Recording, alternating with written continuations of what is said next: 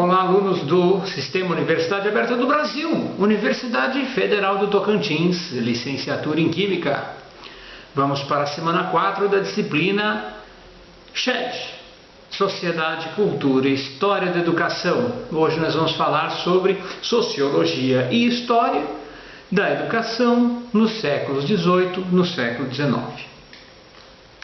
Vamos iniciar com o século XVIII e falar um pouquinho sobre o contexto histórico, né? Século XVIII a gente via as revoluções, né? Um século de revoluções, né? Entre 1701 e 1800, Revolução Industrial, né? Então deixa de ser uma produção manual para ter máquina a vapor e uma produção em série, né? De manufatura. E as revoluções anti-absolutistas, né? Contra as monarquias. A gente vê a Revolução Gloriosa na Inglaterra, a Revolução Francesa, nós vemos revoltas na própria América, como no Haiti, como nos Estados Unidos, como no Brasil também, né? Século XVIII, a gente tem, por exemplo, a Inconfidência Mineira, entre outros movimentos. Então é um século mesmo de revoluções. Nós vemos ideias novas, né? Iluminismo é o século do liberalismo econômico, né? E nós vemos também nos governos que querem se manter o chamado despotismo esclarecido. O que é? É algo que a gente vê também, de certa forma, em alguns países árabes hoje. Quer dizer, a monarquia continua governando, mas censurando temas sensíveis à própria manutenção do poder, né? Então o governo traz medidas liberalizantes na economia, a própria China também vive isso, né? Mas politicamente o mundo ainda é fechado, a política ainda é fechada, né? Isso que a gente considera despotismo esclarecido. E sobre a educação propriamente dita no século XVIII, o que a gente vê? A gente vê uma tendência reformista, né? A tendência então é de mudar a educação de até então. Começa a aparecer o ideal da educação universal para todos, né? Todos merecem educação. Na verdade isso já vem lá do século XVII e agora toma força no século XVIII. Só que persiste uma educação que a gente chama de dualista, uma educação para os ricos e outra educação para os pobres. Não é o mesmo tipo de educação, né? De certa forma a educação dualista continua até hoje, né? E nós observamos também no contexto português as reformas do Marquês de Pombal, né? Que foi o primeiro-ministro português durante o período 1750-1777. Foi também uma espécie de líder do despotismo esclarecido português nesse período, tá? Então nós percebemos que as reformas do Marquês de Pombal, que incluíram a expulsão dos jesuítas de Portugal e dos seus domínios, então inclusive o Brasil, em 1759, teve influências em Portugal e teve influências aqui no Brasil. Pensadores influentes desse século. A gente pode falar do Voltaire, né? Voltaire era da educação anticristã para a elite, ou seja, ele considerava assim, vamos ser bastante vulgares nesse caso, os pobres, deixe que eles creiam no que quiserem crer, né? Eu não me importo. Agora a elite não pode acreditar nisso que é a religião cristã, né? Para o Voltaire, o fato de a elite se curvar à igreja, ao clero, significava, e ainda com essa justificativa, né, do Cristo Salvador, era algo que rebaixava a elite, né? Então ele levantava que o governo central deveria tentar erradicar, por meio da educação, o pensamento cristão, tá? Mas isso só para a elite. No caso do Rousseau, o Rousseau já tem uma ideia mais voltada à pedagogia, né? Politicamente ele acredita que a lei emana do povo, né? Então de certa forma ele é um democrata, né? Ele pensa então que os representantes do povo são isso, representantes do povo. Não mais do que isso, eles não são donos do poder. E ele tem um conceito de educação que a gente pode chamar de naturalista, né? Que é a chamada educação negativa. Para ele, esse é um dos conceitos que vocês vão ver no livro, né? São os capítulos 8 e 9. Vocês têm que ler na íntegra. Qual é o conceito de naturalismo? O da educação negativa, ou seja, não é possível, segundo Rousseau, educar pelo bom exemplo. O que a gente pode fazer é tentar evitar o mau exemplo, não dar o mau exemplo, ou falar que tal exemplo é errado, mas não dar o bom exemplo. Tá? Então, não é dando o bom exemplo que se educa, mas sim mostrando o erro dos maus exemplos. Tá? Essa é a ideia de educação do Rousseau. Quanto ao Kant, né? O Kant era um alemão, né? Os outros dois são suíços, franceses, enfim. O Kant diz que fala sobre o exercício da consciência moral, né? As obras dele falam muito sobre moral, sobre a consciência, sobre a razão, né? E ele fala desse exercício da consciência moral, né? Do sujeito agindo com a sua consciência, né? No caso do Kant, a ideia dele, mais puxada à pedagogia, é de que o aluno aprende a pensar por si próprio, né? Essa é a ideia, o aluno deve aprender a pensar por si próprio. Só assim que ele consegue uma educação que de fato é libertadora. Tá? Quanto ao século XIX? Século XIX, no contexto histórico, nós temos a formação dos Estados Nacionais, né?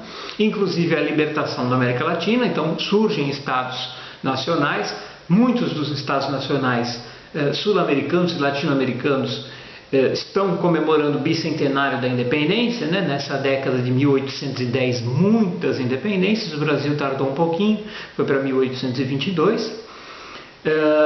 Nós observamos que com a saída da colonização na América Latina, as grandes potências rumam para a África e a Ásia, especialmente Inglaterra e França, né?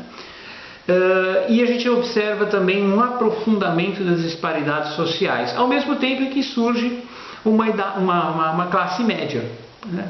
Essa classe média surge por conta da demanda de funcionários públicos para sustentar o governo de Estado, né? Para sustentar o Estado. A estrutura do Estado precisa de profissionais qualificados. E para ter esses funcionários públicos, então esses funcionários públicos seriam um princípio de idade média, de classe média. Falar um pouquinho mais sobre o Estado na educação, né? O Estado começa a perceber o quanto a força da educação pesa para o controle do cidadão, né? E para incutir nele um patriotismo, uma consciência nacional, né? É daí que a gente observa um controle maior, por exemplo, do Estado na distribuição de livros didáticos, como acontece aqui no Brasil, tá? Eu vou deixar aí um texto que é parte também da minha dissertação de mestrado, que trata um pouquinho disso. Recomendo que vocês também leiam como texto suplementar, tá? Então, uma forma de exercer poder. A gente observa que nos diversos países a educação é um pouco diferente. Na Alemanha e na França existe uma disciplina mais rígida, especialmente na Alemanha, tá? Na época essa disciplina rígida não era questionada, era até considerada favorável, boa, positiva, né, para o controle do cidadão. Democratizar a educação, fazer o aluno pensar por si, não era visto com bons olhos, né? E na Inglaterra surge o tal do ensino monitorial, que eu falei na aula passada, né? Em que um professor consegue comandar uma classe de 1000 alunos. Por quê? Porque ele controla só os alunos mais adiantados, é para eles que ele passa a matéria, e esses alunos mais adiantados é que têm a responsabilidade de passar a matéria para os menores, tá? Isso não funcionou por quê? Porque os alunos não têm o amadurecimento que o professor tem para falar de complementos à matéria, enfim, né? O aluno não é um bom professor, necessariamente, apenas porque ele domina a matéria, tá? Nos Estados Unidos, qual a ideia? Educar para igualar condições. Era um Estado mais libertador, né? A própria independência dos Estados Unidos levou a isso e, portanto, Nós temos nos Estados Unidos, portanto, o ideal de que a educação tem uma função social de igualar condições. Tá? Então a gente já vê os Estados Unidos como vanguarda no conceito educacional. Tá? Educação ainda no século XIX, queria falar um pouquinho sobre as principais correntes de pensamento do século XIX. Nós temos o positivismo, o cientificismo, né? Se a gente pudesse resumir isso numa frase, eu recomendo que vocês leiam com mais detalhe no texto, procurem inclusive outras fontes que são interessantes para o tema, de que o positivismo é a ordem e o conhecimento para levar ao progresso. Tá? Então, a ciência, a matemática, as ciências exatas é que vão levar o mundo ao maior progresso. Tá? É conhecendo o mundo, examinando ele por olhos da ciência, é que nós vamos progredir. Né? Essa noção de que o mundo é menos hoje do que será amanhã, né? É menos ontem do que é hoje, é uma noção muito presente no positivismo. Tá? Inclusive, vocês verem ordem e progresso nessa frase, o lema da nossa bandeira é um lema positivista. Tá? Idealismo, outra corrente. Tá? Ele pensa que o real está na consciência. Tá? Então não existe a verdade. Toda a verdade está em si, em você, em mim, na consciência de cada um. Tá? E o ideal de formação do idealismo é um ideal da formação total, ou seja, o indivíduo, ao mesmo tempo que ele tem a sua parte racional desenvolvida, ele também tem o sentimental. Tá? Então o indivíduo ele é criado ou educado para ser o chamado gentleman, né? O homem gentil, gentleman, um homem sensível ao mesmo tempo que é racional. Tá? O socialismo também é uma corrente surgida no século XIX. Né? Para o socialismo não é possível uma escola dual, uma para ricos e outra para pobres. A escola deve ser única para todos. O saber ele deve vir para transformar, então é um conceito que já vinha sendo desenvolvido antes e agora continua. Né? E por fim, a conscientização social, quer dizer, a educação serve para conscientizar o indivíduo. Tá? E um ideal que está presente ainda em pedagogias mais modernas, inclusive na ideia de Paulo Freire, por exemplo. Né? Século XIX, vamos falar um pouquinho sobre as diversas pedagogias e as críticas a ela, no caso do Nietzsche. Né? O Pestalozzi era suíço. Né? Ele imaginava que as coisas deveriam ir primeiro a abordagem do intuitivo, né? Primeiro obedecendo aqueles conceitos que o educando já tem, né? Obedecendo o senso comum, para depois a gente passar para o conceitual, tá? Respeitando demais até, segundo Pestalozzi, aquilo que o aluno traz para a educação. Tá? O que mais? O Froebel, né? O Froebel traz essa noção do jardim de infância, né? Assim como o jardineiro cuida da plantinha para ela crescer, no jardim de infância cuida-se da criança para que ela cresça bem, para que ela cresça saudável, para que ela cresça com conhecimento. Tá? A pedagogia de Herbert foi uma das principais do período, chama muito a atenção e vale a pena que vocês estudem sobre a pedagogia do Herbert. Tá? Ele entende que a educação moral tem que vir junto com a instrução. Tá? Então não é possível simplesmente instruir, é preciso também abordar o aspecto moral na instrução formal, na escola. Além disso, o Herbert fala sobre 5 passos necessários para o desenvolvimento de conceitos no educando. Tá? Sem o segmento, né? Sem que a gente obedeça a esses 5 passos, passe por esses 5 passos, não é possível educar. Tá? É um princípio, inicialmente é uma primeira pedagogia. Talvez a gente possa até chamar o Herbert de primeiro pedagogo oficialmente, né? Aquele que realmente tentou fazer da pedagogia uma ciência, né? O ato de ensinar de alguma coisa que tem regras. Tá? De certa forma, isso foi influenciado pelo período. O positivismo é um pouco disso. Tá? O racionalismo também do Descartes, o cartesiano, também é um pouco disso. Né? De que existem regras que regem o mundo e seguindo aquelas regras a gente vai conseguir controlar o mundo. Né? E ele pensa também no raciocínio indutivo. Influenciado também pelo cientificismo, o Herbert traz então o conceito, a ideia de que para você educar, você precisa utilizar o mesmo raciocínio que a gente usa na ciência, que é o indutivismo. Tá? Para a gente entender um pouquinho mais sobre o raciocínio indutivo, né, a gente faz um teste numa coisa, dá um resultado. Faz um teste numa outra coisa, dá o mesmo resultado. Faz um teste na outra coisa, dá um resultado. A gente junta a conclusão de todos esses resultados e diz, é induzido a acreditar que aquilo é uma regra geral. Tá? Opa, esse metal aqui é atraído por um ímã, aquele metal também é atraído por ímãs, aquele outro também é atraído por ímãs. Regra, todo metal é atraído por ímãs. Tá? Claro que você corre o risco de errar nessa generalização, porque você pode encontrar um metal, por exemplo, que não é atraído por ímãs e, portanto, ele foge à regra e a sua regra é desestruturada. Tá? Mas a ideia da ciência é justamente essa, fazer testes, chegar a uma conclusão, enquanto não se chega à exceção, aquilo continua valendo como regra. Esse é o raciocínio indutivo. Tá? Isso faz parte da lógica. Tá? Se vocês pegarem um livro de filosofia ou mesmo consultarem pela internet, vocês vão ver na lógica os raciocínios indutivo e dedutivo, a diferença entre eles. Tá? Falando um pouquinho sobre a ideia do Nietzsche, né? Para o Nietzsche, que era um pensador da época também, a educação não pode limitar, a educação tem que ser livre. Né? Ele tem lá a parábola do camelo, que é o burro de carga para ele, o leão e a criança. E a criança, sim, é livre para criar. Tá? O camelo é simplesmente um burro de carga. O leão, ele tem alguma coisa já, ele já consegue dizer não, mas ele não consegue dizer o que ele quer. Né? E a criança consegue dizer o que quer e o que não quer. Tá? Para o Nietzsche, a ideia é isso. Então, a educação não pode ser vazia. A educação tem que ser rica das ideias do próprio educando. Tá? Ela tem que ser rica em vida.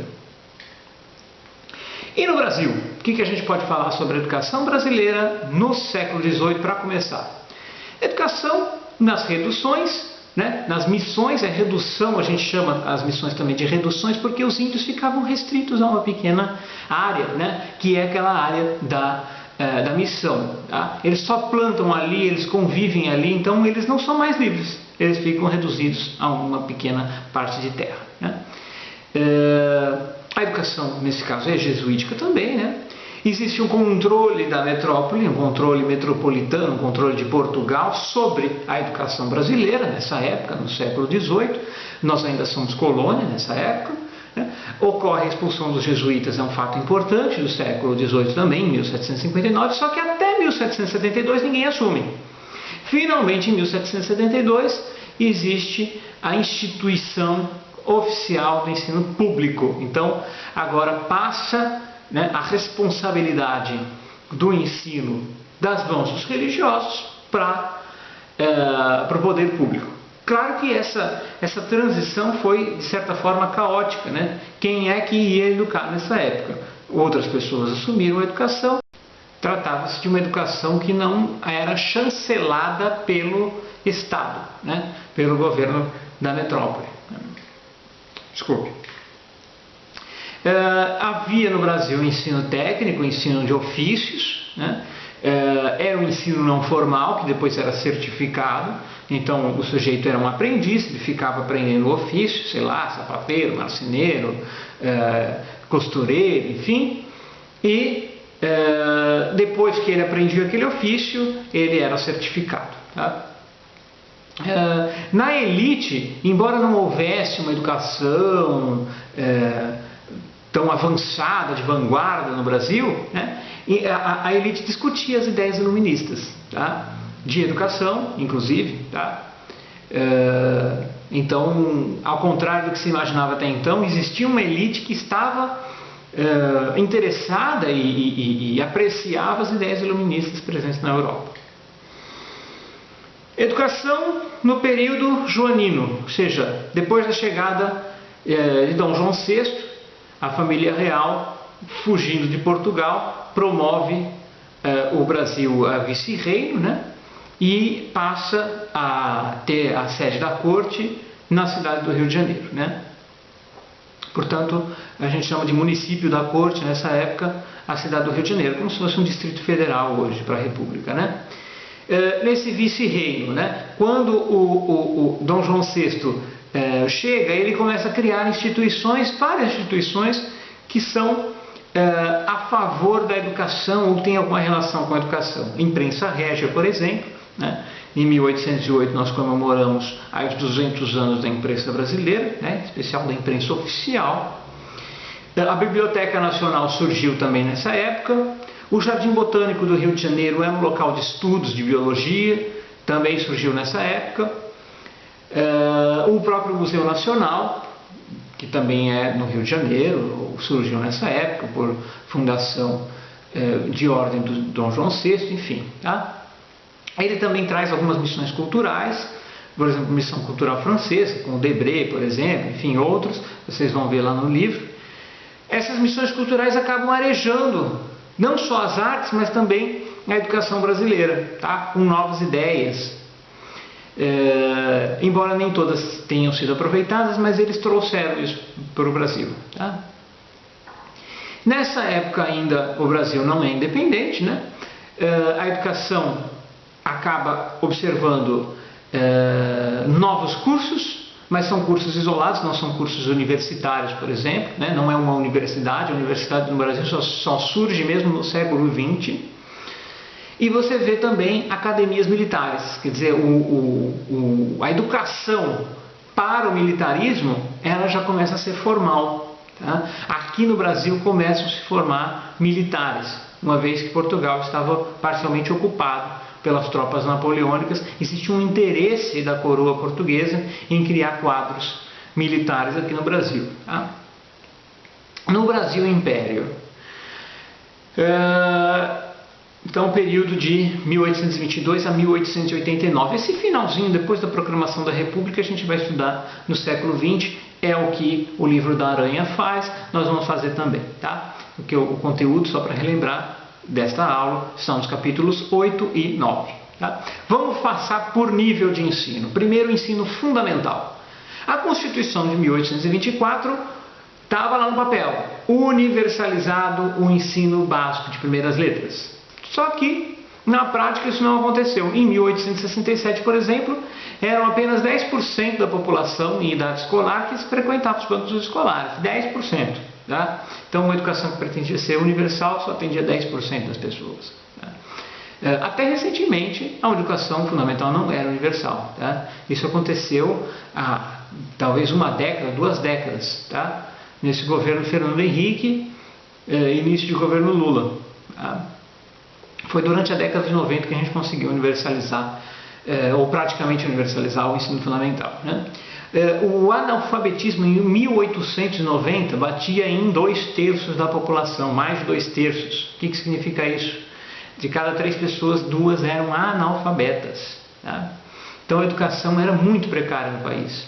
E essa situação precária era tão intensa no ensino fundamental, né? No ensino primário, digamos, na educação elementar, que o governo acreditava que não precisava então se preocupar com a educação superior, por exemplo. Né? Um país que não tem nem a educação fundamental bem desenvolvida, como é que vai se preocupar com educação superior? Né?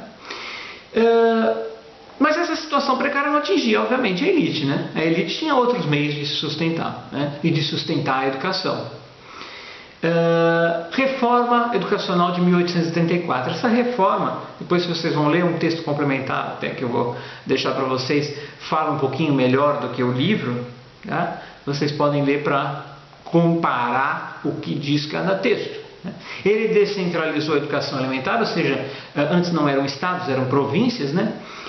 Deixou a cargo não só a educação fundamental, mas também a secundária, o equivalente hoje a ensino fundamental e médio, né? A cargo das províncias.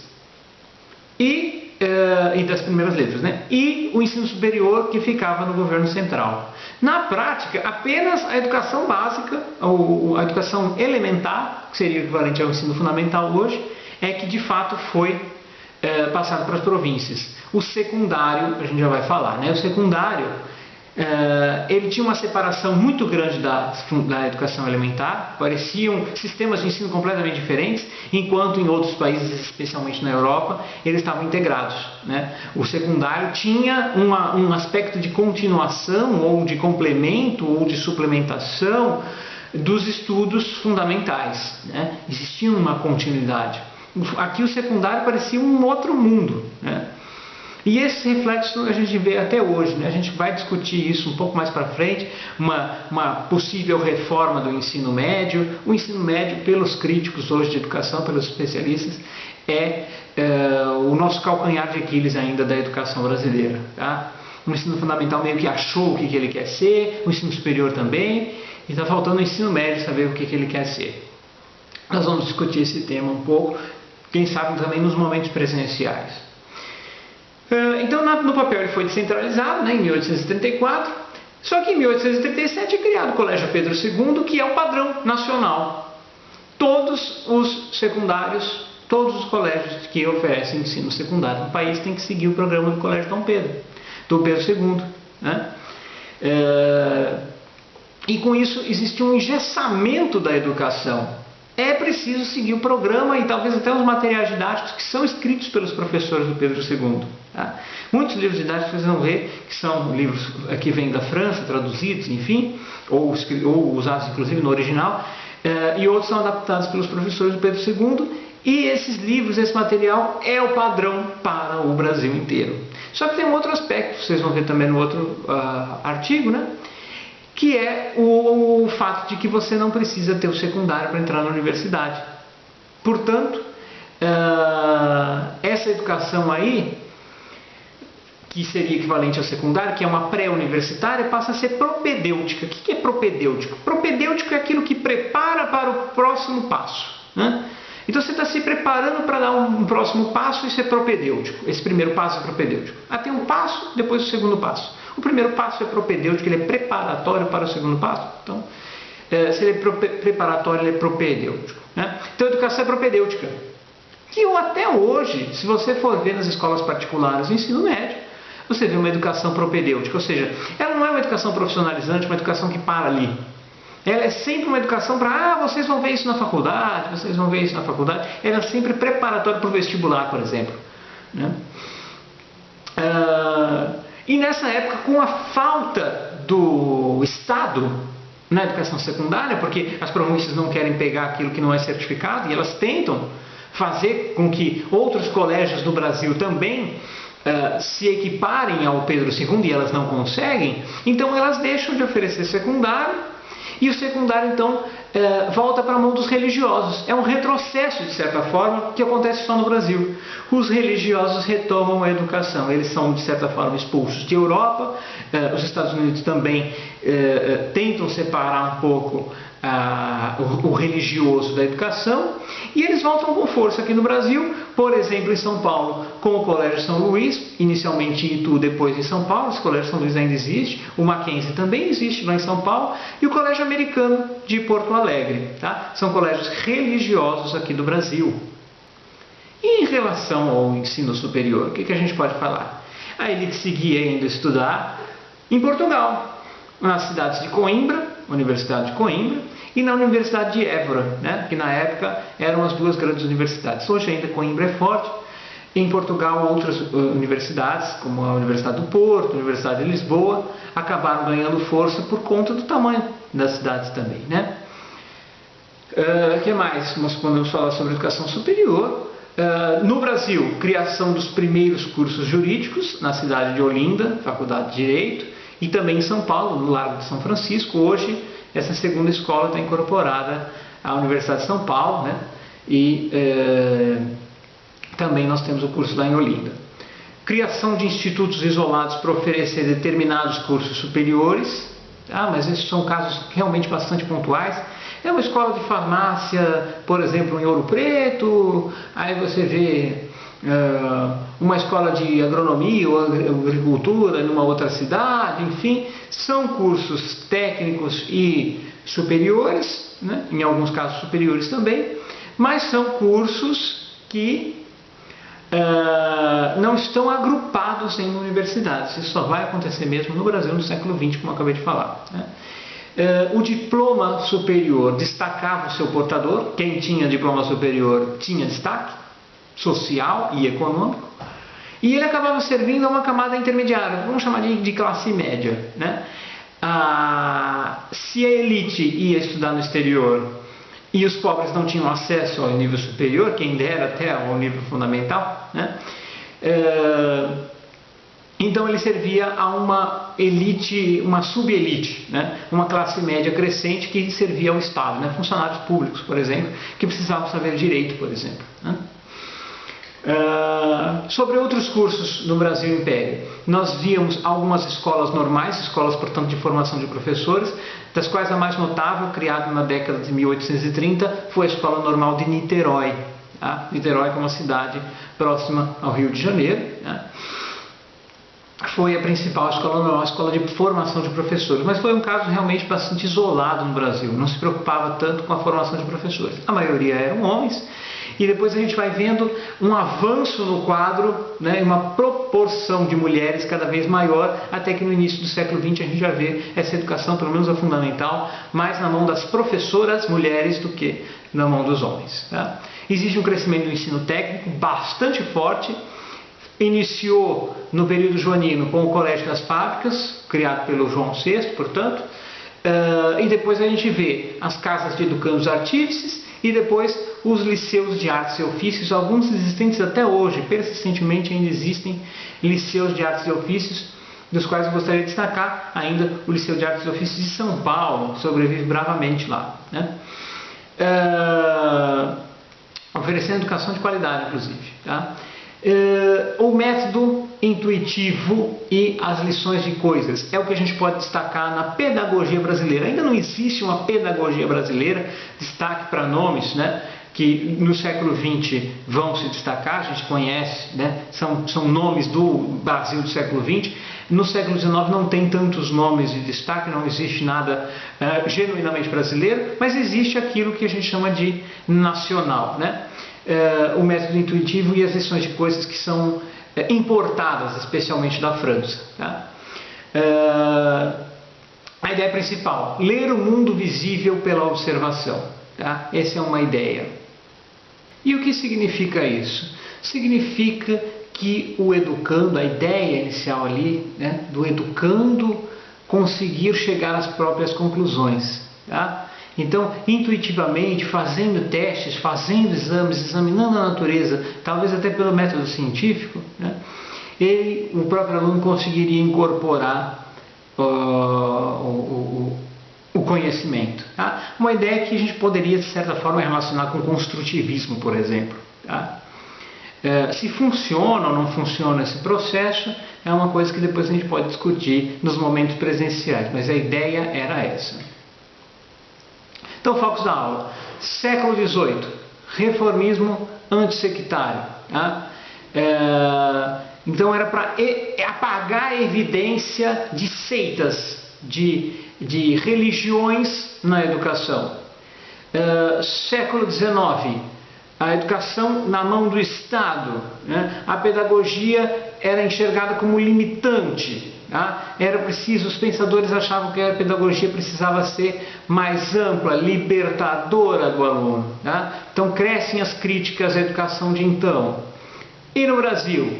No Brasil, nós observamos nas influências do Marquês de Pombal na educação brasileira, né? A expulsão dos jesuítas, o vazio que fica ali no período, e depois a vinda da família real para o Brasil, novas instituições educacionais, instituição do Colégio Pedro II, que acaba servindo de referência nacional. A atividade no Moodle é a mesma da semana passada, então vocês vejam o calendário, não tem nenhuma atividade nova. Eu vejo vocês na semana 5 para a gente retomar como é que está a educação no mundo no século XX. Até lá, bons estudos!